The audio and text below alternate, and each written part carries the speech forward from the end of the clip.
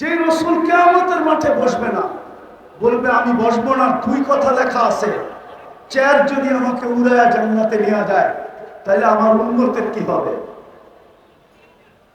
দ্বিতীয়, আমি উম্মতের সাথে অঙ্গীকার করছি হাউজে কাউসারে সাক্ষাৎ করব। আমি অপেক্ষা করব উম্মত যেন হাউজে কাউসারে এসে অপেক্ষা না করে। তৃতীয় লেখছেন, আমি 3 জায়গায় ছুটতে থাকবো। আমি এই চেয়ারের মজা নিব তো নিব কখন? আমি তো হাউজে কাউসারে যে পানি পান করাবো, মিজানে যায় দেখবো পাল্লা কিরকম সামনে ঝুঁকে না পিছে ঝুঁকে। আমি তো পৌঁছাতে ছুটে যাব, আমার উম্মত পার হইতে পারতেছে কি পারতেছে না। আমি তো ময়দানে চিৎকার দিতে থাকবো উম্মতি উম্মতি বইলা, যদিও নাকি সমস্ত নবী রাসূল চিৎকার দিবে নফসি নফসি বইলা। আমি তো 3 জায়গায় চিৎকার দিতে থাকবো, ছুটবো আর দৌড়াবো আর বলবো উম্মতি উম্মতি। আমি এই চেয়ারের মজা নিব তো নিব কোথায়? ওই রাসূল যিনি উম্মতের জন্য এতটুকু দিয়া গেছেন, বলেন আজকে তার আদর্শ শুধু দাড়িতেই নিবদ্ধ, শুধু টুপিতেই, শুধু পাগড়িতেই, শুধু একটা জুব্বাতেই, শুধু সকাল বিকাল জিকিরেই, শুধু দাওয়াতেই? ওই রাসূল আদর্শ দিয়া গেছেন আমাদেরকে।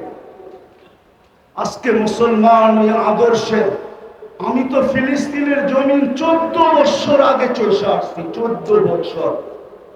আপনি তো মিডিয়ায় দেখা চিৎকার দেন, আপনার সাথে আমার কোনো বিরোধ নাই, কিন্তু আমার মতো ওই জমিন চৈষা দেখেন না আপনারা। আমি অহংকার করে বলতেছি না, আগে 99টা বলতাম, আজকে 102টা বলতেছি। 102টা দেখা শেষ আমার, বাইচা থাকলে আরো দেখার ইচ্ছা আছে। আমি 14 বছর আগে ফিলিস্তিন দেখে আসছি।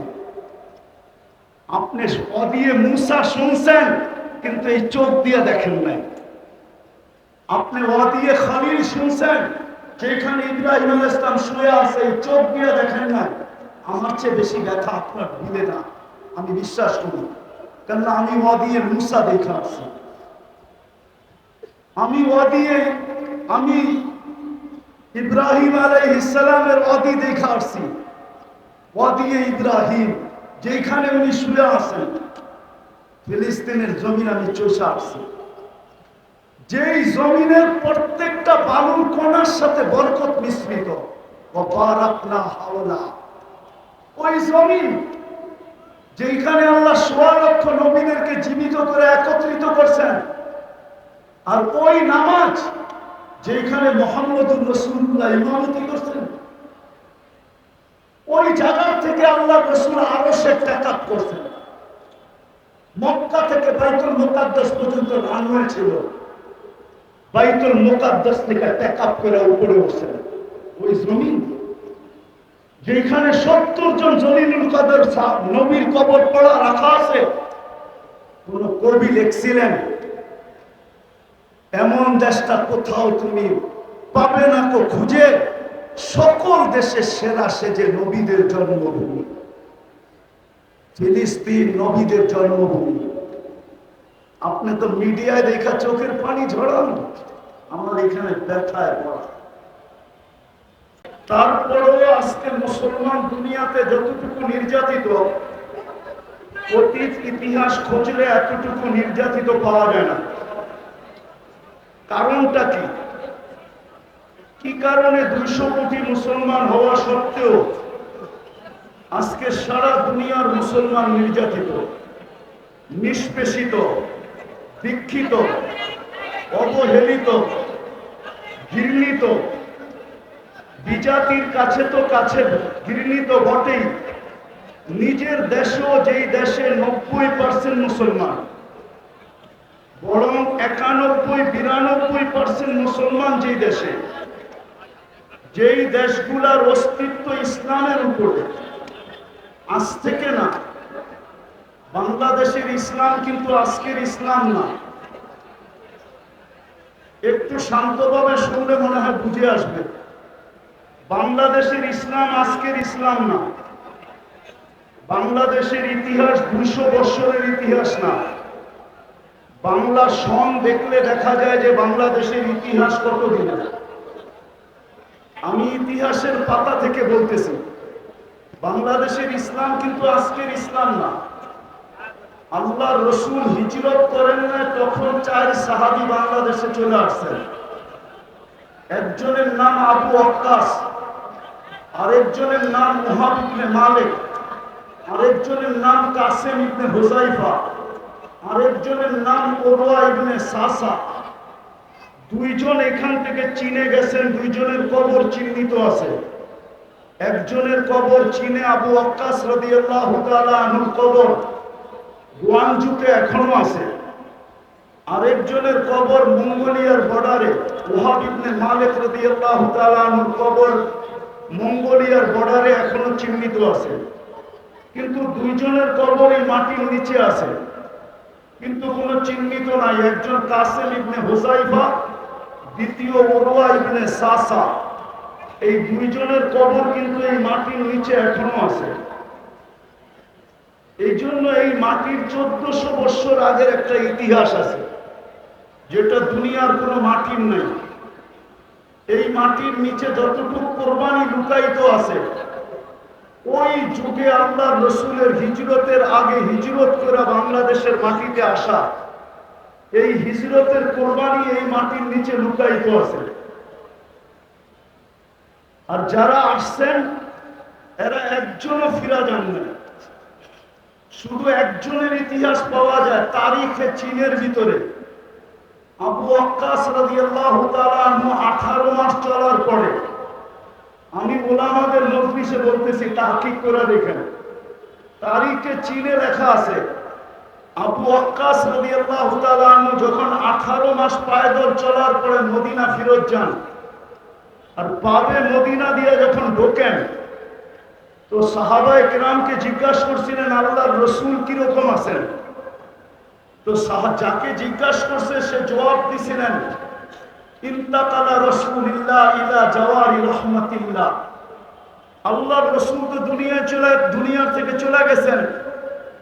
তো আবু ওয়াক্কাস রাদিয়াল্লাহু তাআলা আনহুর মন কিরকম ভাঙ্গা ছিল, ওটা উনি আর আল্লাহ বলতে পারে, দুনিয়ার কোনো ভাষা এটা ব্যক্ত করতে পারে না।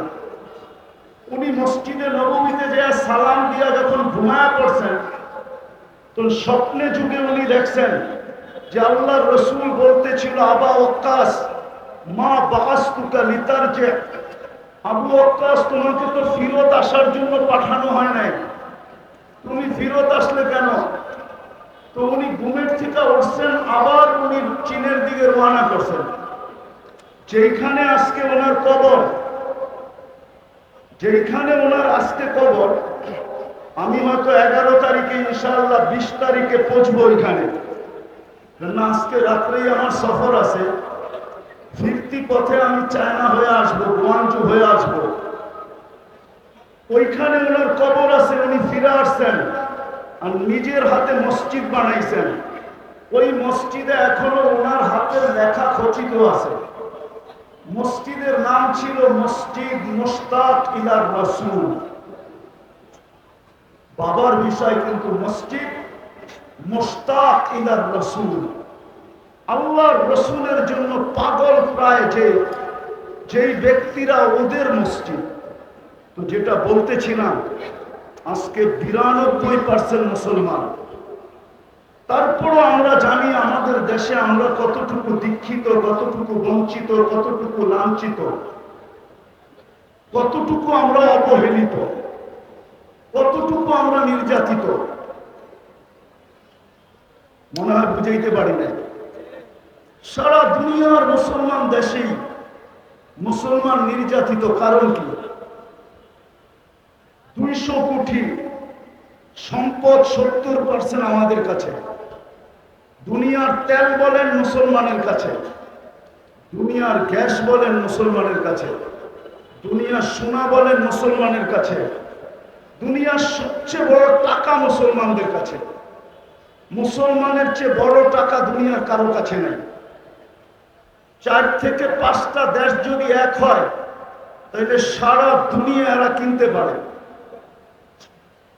এত বড় টাকা মুসলমানের কাছে।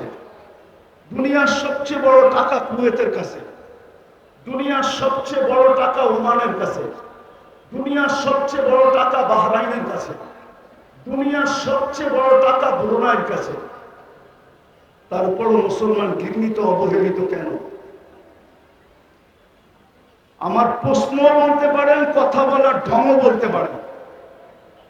আমার বিশ্বাস, এটা আমি মনের থেকে বিশ্বাস করি, আমার উপরে যে কেউ আঙ্গুল উঠাইতে পারেন তাতে কিছু আসে যায় না, বিরুদ্ধে লিখতে পারেন তাও কিছু আসে যায় না।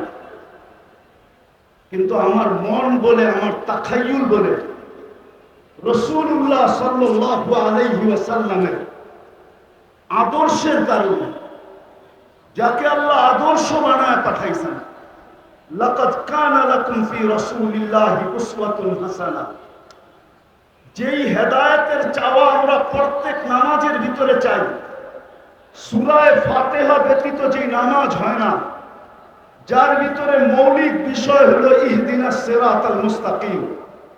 আমি মাদ্রাসার ছাত্রদেরকে বলতেছি, তোমরা একটু ভালোভাবে আমার কথাটা চিন্তা করো, ঠান্ডা মাথায় চিন্তা করো। যেই হেদায়েত আমরা প্রত্যেক রাকাতে চাই, যেই হেদায়েত মানুষের জিনিসের জীবনের ভিতরে সবচেয়ে বড় জিনিস, হেদায়েত প্রাপ্ত যে হয়, খোদার কসম তার কোনো জিনিস দ্বারা মানুষ কষ্ট পায় না, এমনকি পিঁপড়া পর্যন্ত কষ্ট পায় না। আমি আমাদের আকাবেরদের জীবনীর ভিতর থেকে একটা জীবনী বলতে চাইতেছি। হুসাইন আহমদ মাদানী রহমতুল্লাহ আলাইহি একবার হাটহাজারী মাদ্রাসায় আসছিলেন। আজ থেকে 50 বছর আগের কথা হবে, কারো মনে আছে কিনা আমি জানি না। আহমদ শফি সাহেব রহমতুল্লাহ আলাইহি যদি জীবিত থাকতেন, তাইলে ওনার কাছ থেকে হয়তো আমার কথাটাকে সত্যায়িত করা যেত। ওই সময় কোনো নলের ব্যবস্থা ছিল না, হাটহাজারীর পুষ্কুনির সিঁড়িতে বৈশা উঁচু করতে হতো। হুসাইন আহমদ মাদানী রহমতুল্লাহ আলাইহি উঁচু করতেছিলেন। পুরান মসজিদের সামনে পুষ্কুনি ছিল, যারা দেখছে তারা দেখছে। ওইটার এক পাড়ের দিকে, দক্ষিণ পাড়ের দিকে একটা পিপিলিকা পানিতে হাবুডুবু খাইতেছিল, কারো চোখে পড়ে নাই। হুসাইন আহমদ মাদানী রহমতুল্লাহ আলাইহির চোখে পড়ছে। উনি উঁচু ছাড়ছেন, ওই দিকে গেছেন, পানিতে নামতে নামতে হাঁটু পানিকে অতিক্রম করা রান পানি পর্যন্ত নামছেন। তারপরও পিপিলিকার নাগাল পাইতেছিলেন না। তো উনি মেসওয়াক বাহির করে আগে বাড়ায় দিয়েছেন, পিপিলিকাকে উঠে উপরে ছেড়ে দিয়েছেন। সমস্ত ছাত্ররা ওনার ওই সময় উপস্থিত ছিল। হুসাইন আহমদ মাদানী রহমতুল্লাহ আলাইহি, আমরা আমাদের আকাবেরদেরকে চিনি না, আমাদের ইয়াং যুবকরা আজকে আকাবেরদেরকে চিনে না। না চিনার কারণেই আমরা আকাবেরদের না অনুসরণ করতে পারি না, আকাবেরদের ব্যাপারে সঠিক মনের থেকে মুখ দ্বারা ব্যক্ত করতে পারি। বরং দেখা যায় আমাদের সমাজে ইয়াং বেস আকাবেরদেরকে পর্যন্ত লাঞ্ছিত করতে দ্বিধা করে না, আকাবেরদেরকে পর্যন্ত আঙ্গুল উঠাইতে দ্বিধা করে না। রাগ হও না তোমরা আমার কথায়, মনে উঠলো এই জন্য বলতেছি। ইমাম তিরমিজি রহমতুল্লাহ আলাইহির জীবনী পড়া দেখো। ইমাম তিরমিজি রহমতুল্লাহ আলাইহি লেখছেন যে আমার থেকে বয়সে যে একদিন বড়, তার ভিতরে আমার থেকে 100 গুণ খায়ের বেশি।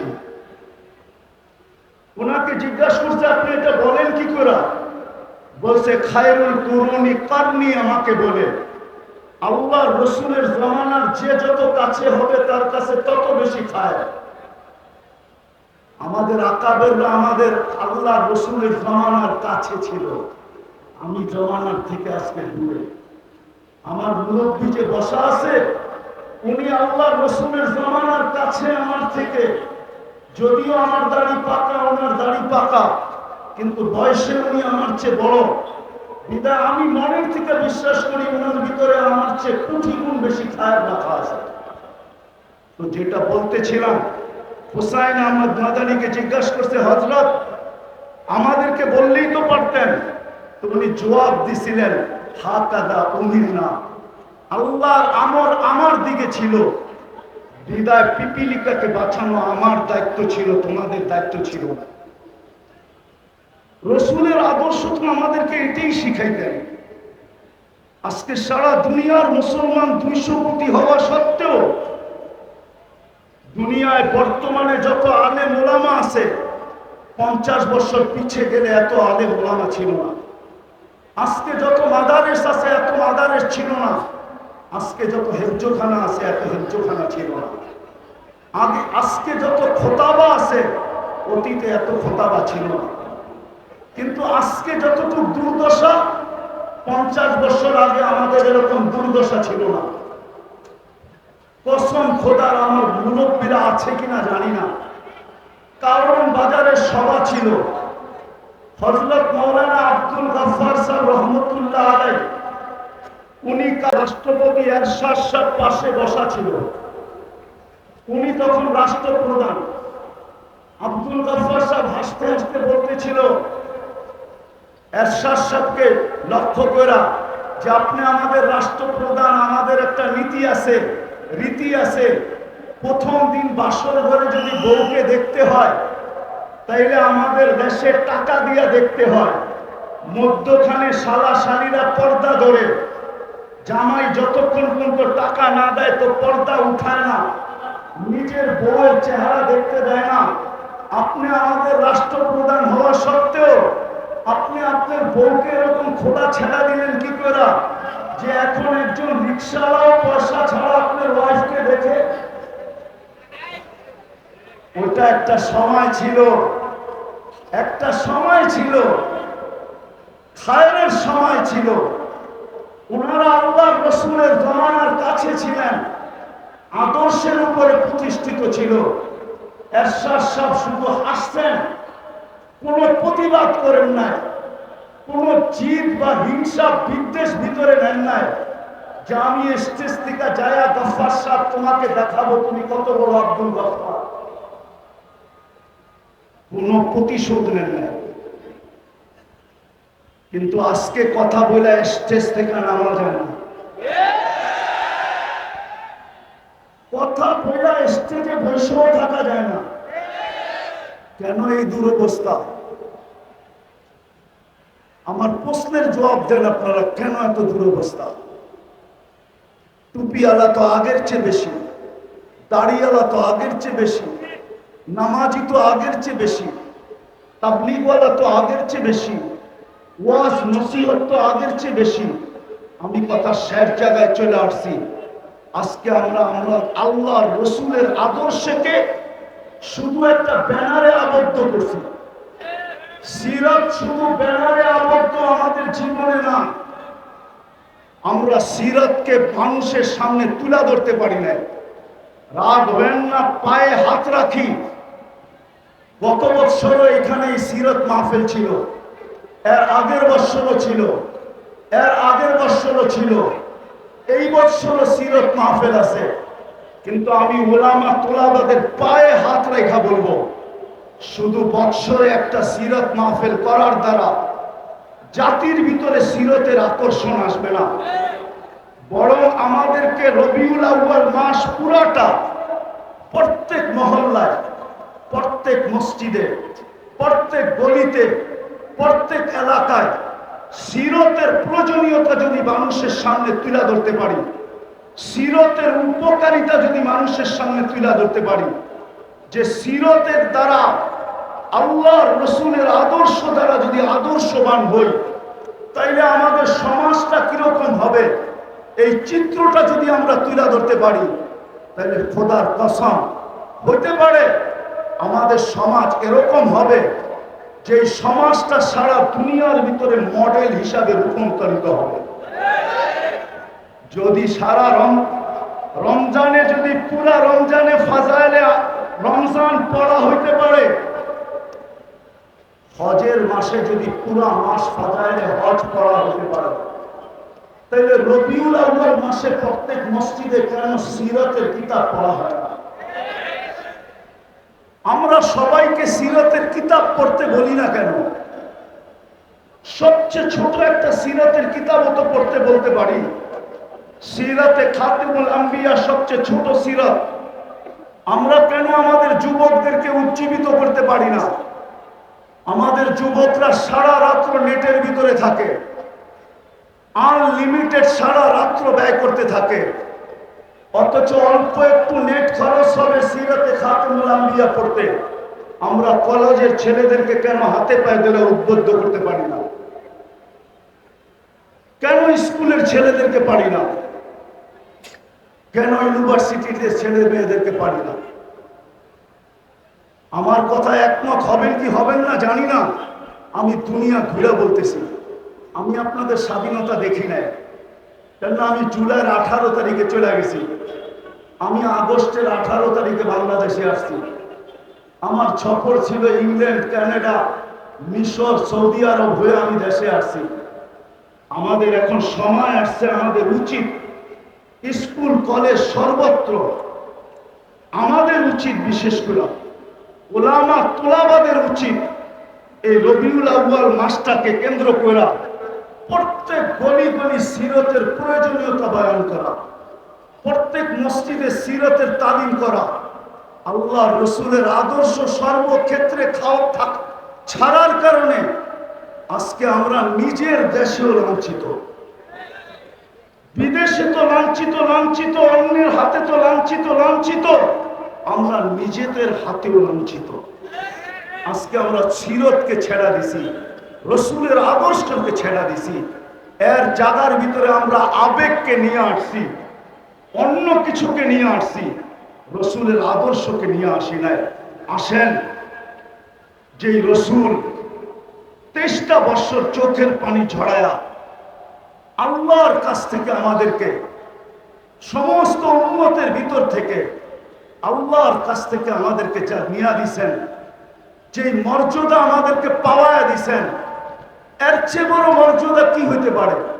যে রসুল আমাদেরকে পাওয়ায়া দিছেন। সুহাদা আলান নাস, এতটুক শব্দের ভিতরে যদি ডুব দেই তাহলে দেখা যাবে আল্লামা জালালউদ্দিন সুয়ুতী রহমতুল্লাহ আলাইহি লেখছেন, এই উম্মত কিয়ামতের দিন আল্লাহর পক্ষে সাক্ষী হিসাবে আল্লাহর পাশে দাঁড়াবে। সমস্ত উম্মতের উপরে আল্লাহ আমাদেরকে সাক্ষী হিসাবে গ্রহণ করছেন, নিজের পক্ষে নির্বাচিত করছেন। এর চেয়ে বড় সৌভাগ্য কি চান? কিন্তু প্রশ্ন যদি উঠে আমাদের পক্ষে কে, তো আল্লাহ তো এটাও বলে দিচ্ছেন, ওর রাসূলু শাহীদুন আলাইকুম, আমি বন্ধুকে তোমাদের পক্ষে দিয়ে দিছি আর তোমাদেরকে আমার পক্ষে নিয়ে আনছি। বিদায় আসেন আমরা আজকের এই মাহফিল থেকে অঙ্গীকার করি। আর এটা না হওয়ার কারণে রবিউল আউয়াল মাস ব্যাপী প্রত্যেক মসজিদে, প্রত্যেক গলিতে, প্রত্যেক মহল্লায়, প্রত্যেক গ্রামে, প্রত্যেক ইউনিয়ন, থানা, জেলায় সিরাতের চর্চা না হওয়ার কারণে রবিউল আউয়ালের নামে হাজারো আগাছা সমাজে ছড়ায় গেছে। যতই চিৎকার দেন, এই চিৎকারে দিলের মহব্বত বাহির করা যাবে না। যদি মহব্বত বাহির করতে হয় তাইলে ওইটাকে আগে ডিলিট করতে হবে, আর নবীওয়ালা মহব্বত দিয়া ওইটাকে ধুইতে হবে, নাইলে এই আগাছা দূর করা যাবে না, যে আগাছা রবিউল আউয়ালের নামে বাংলাদেশে ছড়ায় গেছে। আপনি বলবেন, আপনি যে প্রবচন দিলেন যে সারা মাস প্রত্যেক মসজিদে সিরাতের তালিম, সিরাতের আলোচনা, গলিতে, মহল্লায়, হাটে, বাজারে, প্রত্যেক গ্রামে, এরকম কি দুনিয়ার কোন দেশ আছে? আমার সাথে চলেন, আমি আপনাদেরকে দেখায় দেব। আমি ওই দেশে গেছি, একবার যাই না, 6 বার গেছি। আর একবার আমি ওই মাহফিলে নিজে গেছি। আমার যাওয়ার কথা ছিল 1 সপ্তাহ পরে। আমাকে ওনারা চিঠি পাঠাইছেন, আমাদের এখানে 1 মাস সুদানে সিরতের আলোচনা হয়, টানা 1 মাস, রবিউল আউয়ালের 1 থেকে নিয়ে 30 তারিখ পর্যন্ত। আপনি যখন আসবেন তো 1 সপ্তাহ আগে আসেন। আপনি আরবি না বলতে পারলেও ভাঙ্গা ভাঙ্গা যা বলতে পারেন, আমরা আপনার মুখ থেকে কিছু শুনতে চাই। এখনো আপনি সার্চ দিয়ে দেখতে পারেন, সুদানে 1 মাস সিরতের চর্চা হয়, সিরতের 1 মাস। আপনারা আর কয়জন? এক এক মজমায় 4 থেকে 5 লক্ষ লোক থাকে। চলেন, আমি ইয়ামান 4 বার গেছি। ইয়ামানে 1 তারিখ থেকে 30 তারিখ পর্যন্ত, মাসের শেষ পর্যন্ত প্রত্যেক মসজিদে সিরতের চর্চা হয়। দুনিয়ায় আরো দেশ আছে, মরক্কো, জাজায়ের, টিউনিসিয়া, মরিতানিয়া, সারা মাস সিরতের চর্চা হয়। আজকে যদিও আমি আসার ছিলাম না, কিন্তু এমাদউদ্দিন সাহেবের বারবার ফোনের কারণে আসছি। আমি রাত্রি চলে যাব আমার সফর কোরিয়ায়, কিন্তু আমি আসছি আপনাদের কাছে শুধু এই দরখাস্তটা রাখার জন্য। আজকের এই মজলিস থেকে আমরা ওলামা তোলাবা অঙ্গীকার করি যে বাকি পুরা মাসটা আমরা আমাদের মসজিদের ভিতরে সিরতের চর্চা করব, সিরতের আলোচনা হবে, সিরতের তালিম হবে, আমাদের ঘরের ভিতরে হবে, আমাদের মসজিদে হবে, মহল্লায় হবে। বুঝাইতে চেষ্টা করেন, একদিনে দূর হবে না, ইনশাআল্লাহ হইতে পারে অচিরেই দেখা যাবে যে বাংলাদেশে রবিউল আউয়ালের নামে যেই সমস্ত আগাছা ছড়াইছে, আমরা যখন শুরু করব প্রত্যেক গলি গলি, প্রত্যেক মসজিদ মসজিদ, তাইলে আর এটাকে দূর করার জন্য অন্য কোনো জিনিস লাগবে না। আমাদের এই চেষ্টার মাধ্যমে ইনশাআল্লাহ এগুলা বাংলার জমিন থেকে দূর হয়ে যাবে। আর না হলে যতই চিৎকার দেই, চিৎকার আজ থেকে চলতেছে না, আমাদের সেই ছোটবেলার থেকে দেখতেছি চিৎকার। কিন্তু বলেন, জশ্নে জুলুসের মিছিল কি ছোট হয় না বড় হইতেছে? বলেন বলেন আমাকে, বড় হইতেছে না ছোট হইতেছে? ডিম আগে 1000 টাকা বিক্রি হইতো, এখন 5 লাখ টাকা বিক্রি হয়। ডিমের দাম বাড়ছে না কমছে? ডিমের দাম বোঝেন? মনে হয় ডিমের দাম আপনারা বোঝেন না। আপেলের দাম 1000 টাকা ছিল, এখন 1 লাখ টাকা হয়েছে। চিনেন আপেলের দাম? জানেন তো না আপেলের দাম? কিন্তু আমি তো ঠান্ডা মানুষ, এই জন্য আপনাদের চিৎকার ওঠে নাই। হ্যাঁ, নাইলে বাংলাদেশ ছাড়া ইম্পোর্টেড আইটেম হয় না। যার দেশের ভিতরে যার কোনো পরিচিতিই নাই, যাকে মহল্লায় পর্যন্ত কাউকে চিনে না, তার এলাকায় পর্যন্ত চিনে না, তার হাতের ছোঁয়ার ডিম বিক্রি হয় চিটাগাঙ্গে 5 লাখ টাকা। 5 লাখ টাকা। মনে হয় বুঝাইতে পারি না, বুঝাইতে পারি না। কি বুঝছেন? তৈয়ব শাহর হাতের ডিম, উনি তো নাই, উনার ছেলের হাতের ছোঁয়া ডিম বিক্রি হয় লাখ লাখ টাকা। উনি পাকিস্তান থেকে ইম্পোর্টেড মাল। একটা আপেল বিক্রি হয় লাখ টাকা। বিশ্বাস হয় না? মনে হয় হয় না? না না, হয় না আপনাদের। আমার মতো গভীর জিনিস আপনারা জানেন না, শুধু উপরে উপরে জানেন। পানিতে ফু দিলে গ্লাস বোতল বিক্রি হয় লাখ টাকা, লাখ টাকা। অথচ যাকে নিজের মহল্লায় চিনে না, যার ছেলে সন্তানের জীবনে আল্লাহর রসুলের কোন আদর্শ নাই, পারি নাই আমরা। আমরা শুধু চিৎকার দিতে পারছি, আমরা শুধু মাঠ গরম করতে পারছি। রসুলের আদর্শ আজকে ভুলুণ্ঠিত। আমাদের জীবনে ঘৃণিত, দীক্ষিত, অবহেলিত, লাঞ্ছিত, বঞ্চিত। রসুলের আদর্শ প্রতিষ্ঠা করার জন্য, মানুষের জীবনে প্রতিফলিত করার জন্য আমরা, রাগ হয় না, আমি ইন্তেজামিয়ার বিরুদ্ধে বলতেছি না, আমরা বৎসরে একটা সিরাত মাহফিল করে মনে করতেছি আমরা রাসূলুল্লাহ সাল্লাল্লাহু আলাইহি ওয়াসাল্লামের হক আদায় করে দিছি। অথচ যে 24 ঘন্টায় 23 বছরের চোখের পানি কোনোদিন শুকায় নাই। কিতাব পড়া দেখেন। আগেও বলছি, এখনো বলি, শুধু নেট কাটলে হবে না, আর রাত্রে ফেসবুকে লিখলে হবে না। কিতাব পড়েন। আল্লাহ রসুলের 23 বছরের চোখের পানি শুকায় না। জিবরিল আর মিকাইল জিজ্ঞাসা করছে, মা জালা আলাকা তাবকি, আপনাকে যখনই দেখি কাঁদেন কেন? বলছে, উম্মতের জন্য চোখের পানি শুকায় না। ওলামাদের মজলিস হিসাবে বলতেছি, পড়েন আবুল সামরকান্দির কিতাব রহমতুল্লাহি আলাইহি। উনি লেখছেন, আমি লিখি নাই। উনি কিতাবে লেখছেন, আমি লিখি নাই। আমি বলতেছি, আপনি তালাশ করে সত্যায়িত প্রমাণ করেন। উনি লেখছে আল্লাহ রসুল কবর থেকে উঠবে, চোখে পানি নিয়ে উঠবে আর চিৎকার দিতে দিতে উঠবে, জিবরিল ময়দান তো খালি, আমার উম্মত কোথায়? ডাইনে দেখি উম্মত নাই, বামে দেখি উম্মত নাই, সামনে দেখি উম্মত নাই, পিছে দেখি উম্মত নাই। জিবরিল সান্ত্বনা দিবে, মা সাক্কাল আরদা আহাদুন ইল্লা আনতা, আপনি ব্যতীত জমিনের উপরে কাউকে উঠানো হয় নাই, উম্মত ওঠে নাই। আপনি চিন্তিত হয়েন না, আপনি পেরেশান হয়েন না, উম্মত ওঠে নাই, উম্মত হারায় যায় নাই। আপনার পরে উম্মত উঠবে, যেই উম্মতের মানুষ একটা ইউনিয়ন পরিষদের চেয়ার পাওয়ার জন্য মরতে রাজি, মারতে রাজি, বুকের তাজা রক্ত দিতে রাজি, সন্তানকে এতিম করতে রাজি, নববধূকে বিধবা করতে রাজি, ওই রাসূল কিয়ামতের দিন সাল্লাল্লাহু আলাইহি ওয়াসাল্লাম মাকামে মাহমুদ পাবেন। কিন্তু উলামা বলে বসবেন কি? বলেন আপনারা বসবে কিনা মাকামে মাহমুদে গিয়া? বরং বুখারী রহমাতুল্লাহ আলাইহি তো বলে হাত রেখে দাঁড়ায় থাকবে। কেন বসবেন না? এত দামি চেয়ার, মাকামে মাহমুদ, যার উম্মত ইউনিয়ন পরিষদের চেয়ার পাওয়ার জন্য, কাউন্সিলরের চেয়ার পাওয়ার জন্য, ছোট একটা এলাকার নেতা হওয়ার জন্য, জান দেওয়ার জন্য তৈয়ার, আর উনি মাকামে মাহমুদে বসবেন না কেন?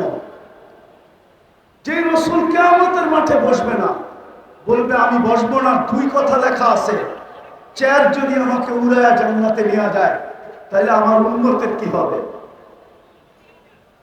দ্বিতীয়, আমি উম্মতের সাথে অঙ্গীকার করছি হাউজে কাউসারে সাক্ষাৎ করব, আমি অপেক্ষা করব উম্মত যেন হাউজে কাউসারে এসে অপেক্ষা না করে। তৃতীয় লেখছেন, আমি 3 জায়গায় ছড়তে থাকবো, আমি এই চেয়ারের মজা নিব তো নিব কখন? আমি তো হাউজে কাউসারে যে পানি পান করাবো, মিজানে যায় দেখবো পাল্লা কিরকম সামনে ঝুঁকে না পিছে ঝুঁকে, আমি তো পৌঁছে রাতে ছুটে যাব, আমার উম্মত পার হইতে পারতেছে কি পারতেছে না। আমি তো ময়দানে চিৎকার দিতে থাকবো উম্মতি উম্মতি বইলা, যদিও নাকি সমস্ত নবী রাসূল চিৎকার দিবে নফসি নফসি বইলা, আমি তো 3 জায়গায় চিৎকার দিতে থাকবো, ছুটবো আর দৌড়াবো আর বলবো উম্মতি উম্মতি। আমি এই চেয়ারের মজা নিব তো নিব কোথায়? ওই রাসূল যিনি উম্মতের জন্য এতটুকু দিয়া গেছেন, বলেন আজকে তার আদর্শ শুধু দাড়িতেই নিবদ্ধ, শুধু টুপিতেই, শুধু পাগড়িতেই, শুধু একটা জুব্বাতেই, শুধু সকাল বিকাল জিকিরেই, শুধু দাওয়াতেই? ওই রাসূল আদর্শ দিয়া গেছেন আমাদেরকে। আজকে মুসলমান ওই আদর্শে, আমি তো ফিলিস্তিনের জমিন 14 বছর আগে চলে আসছি, 14 বছর। আপনি তো মিডিয়ায় দেখা চিৎকার দেন, আপনার সাথে আমার কোনো বিরোধ নাই, কিন্তু আমার মতো ওই জমিন চৈষা দেখেন না আপনারা। আমি অহংকার করে বলতেছি না, আগে 99টা বলতাম, আজকে 102টা বলতেছি। 102টা দেখা শেষ আমার, বাইচা থাকলে আরো দেখার ইচ্ছা আছে। আমি 14 বছর আগে ফিলিস্তিন দেখে আসছি। আপনি অদিয়ে মুসা শুনছেন, কিন্তু এই চোখ দিয়ে দেখেন নাই। আপনি অদিয়ে খালিল শুনছেন, যেখানে ইব্রাহিম আলাইহিস সালাম শুয়ে আছে, এই চোখ দিয়ে দেখেন নাই। আমার চেয়ে বেশি ব্যথা আপনার দিলে না, আমি বিশ্বাস করি, কেননা আমি অদিয়ে মুসা দেখে আসছি। আমি ইব্রাহিম আলাইহিস সালামের ওয়াদি দেখে আসছি। ওয়াদিয়ে ইব্রাহিম, যেখানে উনি শুয়ে আছেন, ফিলিস্তিনের জমিন আমি চষে আসছি। যেই জমিনের প্রত্যেকটা বালুর কোণার সাথে বরকত মিশ্রিত, ও বারাকনা হাওলা, ওই জমিন যেখানে আল্লাহ ১৬ লক্ষ নবীদেরকে জীবিত করে একত্রিত করছেন, আর ওই নামাজ যেখানে মুহাম্মদুর রাসূলুল্লাহ ইমামতি করছেন, ওই জায়গা থেকে আল্লাহ রাসূল আরশে তাকাত করছেন। মক্কা থেকে বাইতুল মুকাদ্দাস পর্যন্ত রানওয়ে ছিল, বাইতুল মুকাদ্দাস থেকে টেকআপ করে উপরে উঠছেন। ওই জমিন যেখানে 70 জন জলিলুল কদর সাহেব নবীর কবর পড়া রাখা আছে, কোন কবি লিখছিলেন এমন দেশটা কোথাও তুমি পাবে না কো খুঁজে, সকল দেশের সেরা সেজে নবীদের জন্মভূমি। ফিলিস্তিন নবীদের জন্মভূমি। আপনি তো মিডিয়ায় দেখা চোখের পানি ঝরান, আমার এখানে ব্যথায় পড়া। আজকে 200 দিনের উপরে হলো, 40,000-এর উপরে মানুষ মারা গেল। ওরা প্রতিদিন 6 ওয়াক্ত নামাজ পড়ে, 5 ওয়াক্ত তো পড়েই পড়ে, আর প্রতিদিন 1 ওয়াক্ত জানাজার নামাজ পড়ে। গত রমজানের হেরেমের কান্না দেখে আমার বিশ্বাস হতেছিল মনে হয় এবার 1 ঈদ হবে না, 2 ঈদ হবে। বাইতুল মুকাদ্দাসের স্বাধীন, ফিলিস্তিনের স্বাধীনতার ঈদ হবে, আর রোজার ঈদুল ফিতর হবে। কেননা আমার এই ছোট জীবনে যতবার রমজানে গেছি, গত রমজানের মতো আইম্মাদের, হেরেমের ইমামদের কান্না আমি কখনো দেখি নাই, মুসল্লিদের কান্না কখনো দেখি নাই। 2 হেরেমের জমিন ভাইসা গেছে কান্না। কিন্তু ভাবছিলাম দোয়া মনে হয় কবুল হবে। কিন্তু রমজান পার হইয়া, কোরবানি পার হয়ে আবার রমজান আসতে শুরু করলো, কিন্তু আজ পর্যন্ত দোয়া কবুলের কোনো চিহ্ন দেখতেছি না। মনে হয় ইব্রাহিম ইবনে আদম রহমতুল্লাহ আলাইহির কথা সত্য। ইব্রাহিম ইবনে আদমকে জিজ্ঞাসা করছিল, ইব্রাহিম দোয়া তো করি, চোখের পানি তো ঝরে, কিন্তু কবুল হয় না কেন? তো ইব্রাহিম হাসি দিয়া বলছিল, তাসির রাসূল, আল্লাহর রাসূলের আদর্শের নাফরমানি করবে আর ভাববে দোয়া কবুল হবে। দোয়া কবুল হওয়া তো দোয়ার কথা, তোমাদের দোয়া মাথার উপরে উঠে। আমার কথা শেষ, পায়ে হাত দিয়া বলতেছি, আসেন আমরা এই রবিউল আউয়াল মাসটাকে কেন্দ্র করে প্রত্যেক মহল্লায় মহল্লায়, মসজিদে মসজিদে, গলিতে গলিতে, সর্ব জায়গায় ছড়ায়া যায় আমরা আল্লাহর রাসূলের আদর্শকে বয়ান করি, আল্লাহর রাসূলের সিরাতের চর্চা এবং আলোচনা করি, মানুষকে উদ্বুদ্ধ করি যেন আল্লাহর রাসূলের আদর্শের দিকে বাড়ে। এইভাবে যদি আমরা প্রত্যেক গলি গলি একটা পরিবেশ তৈরি করতে পারি, তাহলে আমার বিশ্বাস আমার জাতিকে আমি চিনি, 1400 বছরের তারিখ দিয়া চিনি। আমার জাতি ইনশাআল্লাহ একদিন জায়গা উঠবে, আর আমরা যা চাই এটা আওয়াজবিহীন আমার জাতি কাঁধে নিয়ে দাঁড়ায় যাবে। কেননা এই জাতি জুলুম বেশি দিন সহ্য করতে পারে না। এই জাতিকে আপনারা আধ্যাত্মিক ভাবে চিনেন না। বাংলার জাতি আর এই মাটি আধ্যাত্মিক ভাবে আপনারা চিনেন না। একটু ইঙ্গিত দিছিলাম আমি যে 1400 বছর আগের কোরবানি এখানে ঢুকানো আছে, কিন্তু আমাদেরকে একটু সজাগ হতে হবে। প্রত্যেক মসজিদ মসজিদ, মহল্লায় মহল্লায় আমার বিশ্বাস উলামায়ে কেরাম এখান থেকে আজকে প্রোগ্রাম বানাবে যে আমরা ঢাকা শহরের একটা গলি রাখবো না, একটা মসজিদ রাখবো না, একটা ওয়ার্ড রাখবো না। আমরা সিরতের প্রোগ্রাম দরকার হলে ডেইলি 5টা 10টা করবো। আর আলহামদুলিল্লাহ ঢাকা শহরে উলামায়ে কেরামের অভাব নাই। একদিনে 20টাও সামলাইতে পারবে, 50টাও সামলাইতে পারবে, 100টাও সামলাইতে পারবে। আমি আপনাদের কাছে হাত জোর করে বলতেছি, আসেন আমরা একটা বছর করে দেখি, তারপরে আমাদের এখানে পরিস্থিতি কি দাঁড়ায়।